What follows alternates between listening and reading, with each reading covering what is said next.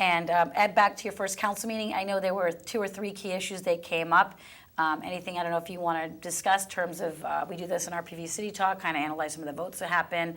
There was discussion over the badges that you guys get. There was discussion over making some improvements at some of the local parks. What were some of the issues you got to vote on that you know, when you went home that night and said, wow, this is a decision I made, this is the impact it's going to have on the residents? Any thoughts on those issues that came up at your very first council meeting? Yeah, I mean, the two main issues that we discussed were the park ranger program.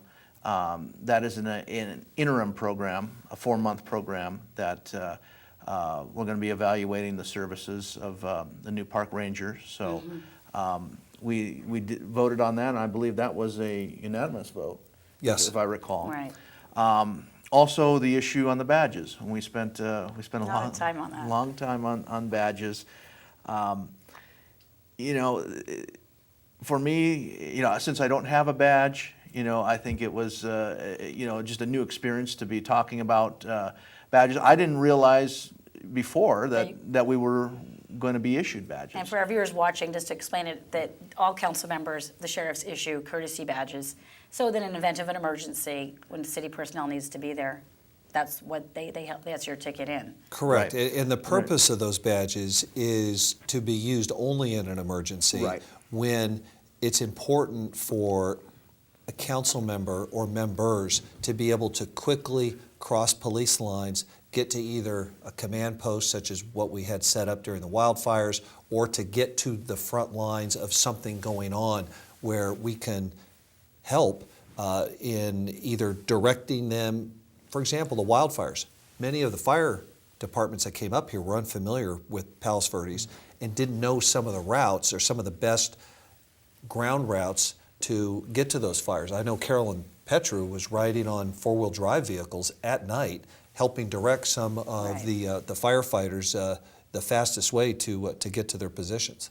So the bottom line with that particular issue, whether there were some council members that didn't think you need the badges, the ones that did, the way you compromised was, listen, we might design our own type of.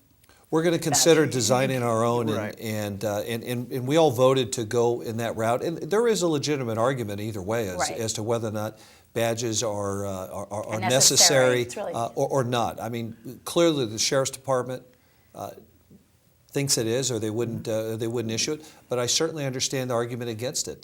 There have been, on occasion, in other cities, it's my understanding, they've been abused. Right. And I don't think any of these council members would ever get in a situation where they would be criticized for using their badge inappropriately. And I felt, and I said this in the council meeting, that we have ethics training coming up on January 9th, is it? Yes. The New Year. Right. And I feel that this is an issue that can be very easily dealt with in that ethics training. When is appropriate to use our badge, and all the situations where we don't use that badge. And I think, you know, as elected officials, the people expect us to use good judgment. And I think, you know, we do know when it's inappropriate to not use the badge. But I think you're abusing it. when you're abusing versus it, using it. And as a former Army officer, I mean, I've got a point of view to those badges that's probably unique to most people. And also, my older brother is a 30-plus year highway patrolman in Arizona. And I talked to him about this particular issue, and he's got his point of view on it. I mean, he particularly thinks it's important to have 2 sets of identification. But really, we don't need to go into that sort of detail. But the point is, there is a legitimate argument on either side of that. And we'll get to what's right for like you our were city. compromising on that one. Since you've been elected, you obviously had your first council meeting, and I caught up with you. There was a legislative luncheon just held, put on by the Chamber of Commerce. Very interesting event with local elected officials and whatnot. Of course, the state controller was there, and everything was focused on, you know, just the economic situation and a lot of doom and gloom. What did you walk away with from that event after hearing what's going on with, you know, how is it going to impact how you decide about our budget in the city? I walked away feeling affirmation for why I ran for council. That's why I ran. I'm not a good spectator. I would have a difficult time sitting on the sidelines, knowing what's going to happen up in Sacramento with the state budget and the potentially very negative things it could do to the municipalities. So the state is in dire shape. What we saw last year with the state budget is just a precursor to something much worse, I feel, coming away from that briefing with John Chung, the California controller, and Don Kanabe that was there.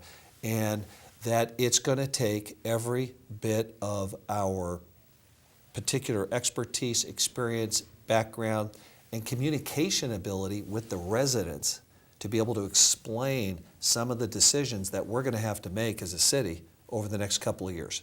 Right. Yeah, and I think Brian said it well. We are looking probably in multiple years of the state being in dire straits. And so we have to look at how our city is operating from a financial perspective. And, you know, our city is operating well right now.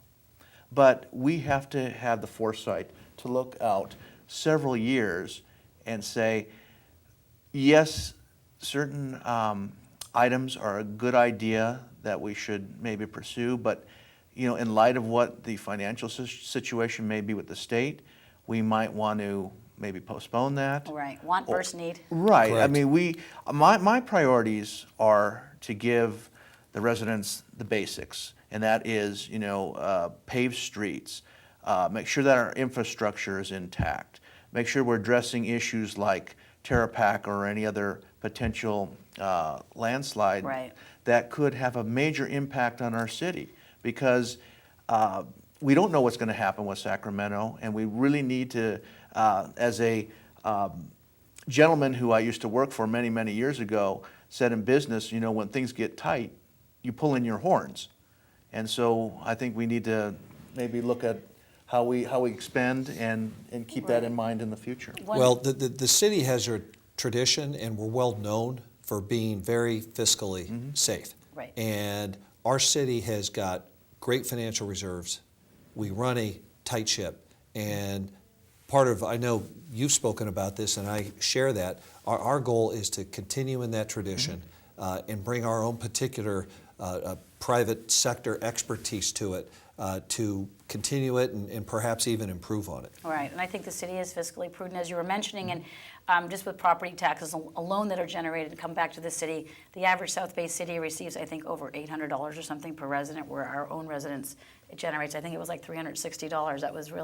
That was just looking at that information, and so, you know, you have to do a lot more with a lot less here.